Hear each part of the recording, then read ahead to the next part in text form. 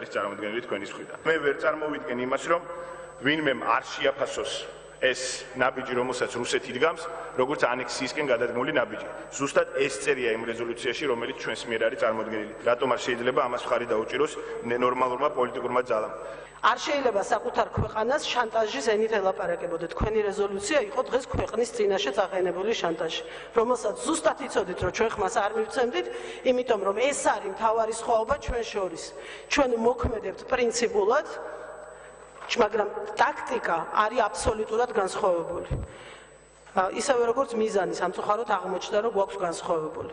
მე ვეღარ ვხედავს თქვენს მიზნებში იმას, რისიც რამდენიმე წლის წინ ჯერ კიდევ მჯეროდა, რომ მიზნები სწორი ქონდათ, უბრალოდ ხანდახან შეცდომები მოგდიოდათ ხოლმე.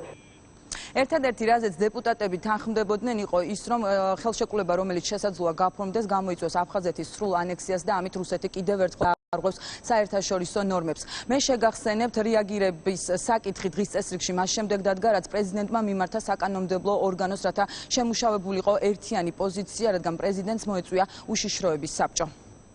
ნათია სონღულაშვილი პარლამენტიდან საუბრობდა და სულ ცოტა ხნის წინ ცნობილი გახდა, რომ პრეზიდენტი უშიშროების საბჭოს საგანგებო სხდომას 28 ოქტომბერს 15 საათზე გეგმავს. განცხადება საქართველოს პრეზიდენტის ოფიციალურ ვებ-გვერდზე განთავსდა. აფხაზეთის თვითგამორკვევის თემას რეკლამის შემდეგაც დავუბრუნდებით ისტორიკოსი გიორგი ანჩაბაძე ქართულ-აფხაზური დილემის გარკვევაში დაგვეხმარება. ძალიან სკეპტიკურად განწყობილი ზოგადად სასამართლო გადაწყვეტილებების მიმართ. შინაგან საქმეთა ყოფილი მინისტრი მოსამართლეს უნდობლობას უცხადებს, როდის გამოიტანს სასამართლო ვერდიქტს დავთულღის სპეცოპერაციის საქმეზე.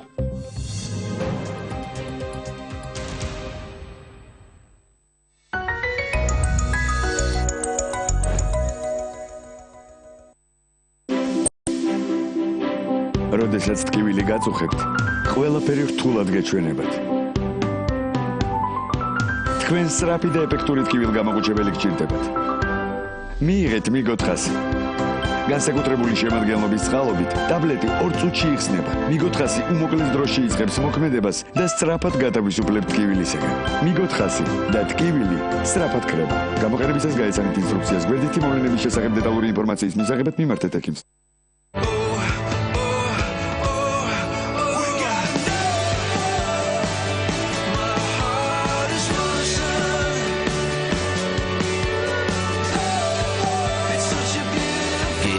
Den Moment. Heute ein König. König Pilsner. ის სულ ჩვენთან ერთად არის და ჩვენ არასოდეს ვიტყვით უარს იმ შოკოლადზე, რომელიც სიამოვნებას გვანიჭებს. ახალი შოკოლადი მუსით, ბარამბოსგან.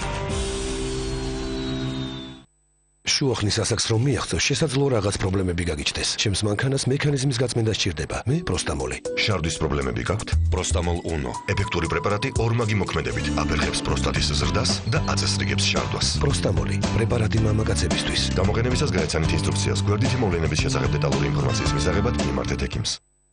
გვასწავლიდნენ, რომ კაცები არ ტირიან. ნემიროვი, არაღი არის ეს. Saresti mancano questi polo da Orlana, da Moike, a Fiore Tatiani di Napoli, a automobili Mercedes-Benz, da Super Prezi, da Ferrari milioni lari. ეს სახლი თეთრია, ეზო მწვანე, მზე ძალიან ყვითელი, საკე ლურჯი. ესენი ჩემი დედიკო და მამიკო არიან. ჩვენ სულ ერთად ვართ. ის მეხმარებიან უკეთ ვისწავლოთ ჩემი ქალაქი, რადგან ქალაქი ჩემით იწყება. ეს ჩემი თვალის დანახული თბილისია.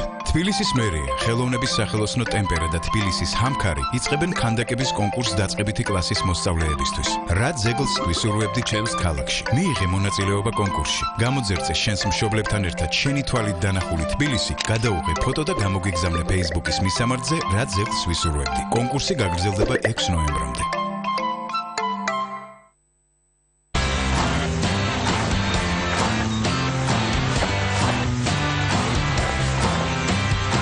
ვივუსჯის მომხმარებლებმა იციან, რომ ვივუსის განმეორებითი სესხი ყველაზე იაფი და ხელმისაწვდომია. 100 ლარის ერთი კვირით სესხების შემთხვევაში საკომისიო მხოლოდ 7 ლარია. ვივუსჯი, ფული თანამედროვე ხალხისთვის.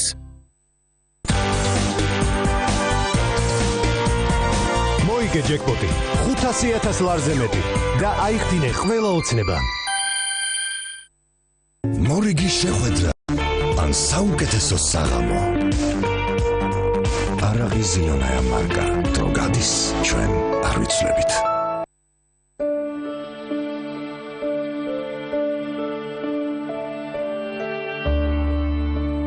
ურიანი მოვიდეს ქართლს და მოითხოვეს მცხეთელთა მამასახლისისაგან ქვეყანა. ხარკითა მის ქართლის ცხოვრების მიხედვით მცხეთაში ებრაელები პირველად ძველი წელთაღრიცხვის მე-6 საუკუნეში დასახლდნენ. საქართველოში აღმოჩენილი საგანძური, ებრაული ეპიტაფიები, ლაილაშის ბიბლია და კიდევ მრავალი კულტურული ძეგლი ქართველთა და ებრაელთა მრავალსაუკუნოვან თანაცხოვრებას ადასტურებს.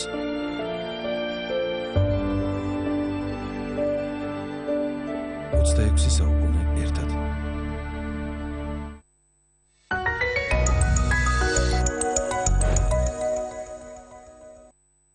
საღამოს ეთერის სპონსორია ხლებნიდარი. მომხმარებელთან ნდობის წყალობით ჩვენ კიდევ უკეთესი ვიქნებით. ხლებნიდარი. არაყი ნომერი პირველი უკრაინაში. ეს არის ქრონიკა 8-ზე ვუბრუნდებით დღის მთავარ თემას და სტუმარს ისტორიკოსი გიორგი ანჩაბაძეა ჩვენი გადაცემის სტუმარი. საღამოშიტობის ბატონ გიორგი, ძალიან დიდი მადლობა მობრძანებისთვის.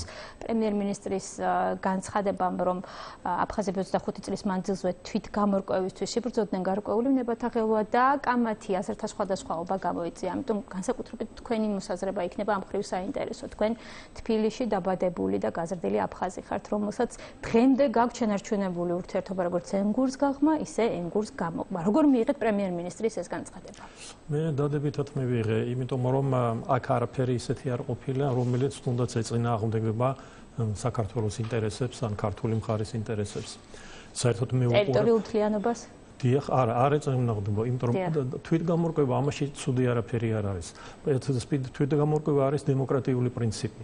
ჩვენ უნდა ვიყოთ ყოველთვის თვითგამორკვევის მომხრეები. საქმე იმაშია თვითგამორკვევა ეს სხვა ამბავია, მაგრამ თვითონ აი ამ თვითგამორკვევაში არაფერი არ არის ცუდი. გარდა ამისა, იმ ფაქტს ბოლოს და ბოლოს ახსნა ჭირდება, რატომ იყო მართლა ასეთი ომი 92-93 წელს, რატომ იყო მანამდე რაღაც გამოსვლები აფხაზეთში. არ შეიძლება ყველაფერი ეს დავაბრალოთ მესამე ხელს, რუსეთს და ასე შემდეგ. ცხადია, რუსეთის ფაქტორი იყო, არის და ალბათ იქნება გარკვეული პერიოდის მანძილზე, მაგრამ ძირითადი პრობლემა ჩვენი ქართულ-აფხაზური პრობლემა არის ქართველებისა და აფხაზების პრობლემა. და ამიტომაც ესე იგი სწორედ თვითგამორკვევა იყო, თვითგამორკვევა შეიძლება ვთქვათ აი ნაციონალური პროექტი აფხაზებისა, რომელიც იცვლებოდა პერიოდების მანძილზე და სადღაც 90-იანი წლებიდან უკვე დამოუკიდებლობისკენ არის მიმართული. ეს ყველაფერი შეიძლება თვითგამორკვევა უწოდოთ. მანამდე იყო ცდა თვითგამორკვევის საქართველოს შემადგენლობაში. მე ამის მომსწრე ვარ ყოველგვარი ამ მოლაპარაკებების ჯერ კიდევ 80-იანი წლების ბოლოს. ეს იყო ფედერალიზაცია საქართველოსი, ანუ ფედერალიზაცია ასეთიც იყო, რომ ფედერაციული, ესე იგი, მოწყობა გასვლის გარეშე, რაც ასევე თბილისისგან იყო სრულიად მე ვფიქრობ. კი ბატონო, მაგრამ